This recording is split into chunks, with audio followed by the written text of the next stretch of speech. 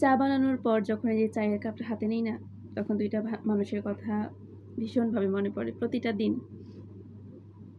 আমার মা আর আমার বাবার কথা।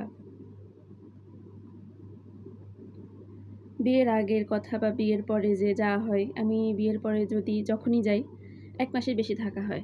কারণ দেরি করে যাই আর একটু মাস করেই থেকে আসি। তো এই যে এতদিনের অভ্যাস, একসাথে চা খাওয়া, এখন ফোন দিলে বলবে যে চা খায় না। কারণ যতবারই মাকে বলি বা বাবাকে বলি যে চা খাইছে কিনা? কয় না, চা খেতে ভাল লাগে না বা মানে এখন অবশ্যই যে মানে মেয়ে চা করে দিবে তারপরে খাবে এরকম একটা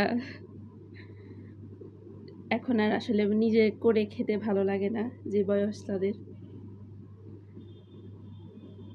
তো এখন যখনই মানে চায়ের কাপটা হাতে নেই, খাওয়ার আগে মানে আমার তাদের দুজনের কথা মনে পড়বেই। যে এখন যদি বাড়িতে থাকতাম, একসাথে বসে চা খেতাম। আসলে আসলে চাইলেই সব হয় না। আমাদের মানুষের জীবনে কত কিছু স্বপ্ন থাকে, বিশেষ করে মেয়েদের ক্ষেত্রে, যেটা আসলে সবসময় পূরণ করা একটু কঠিন হয়ে যায়, তাই না?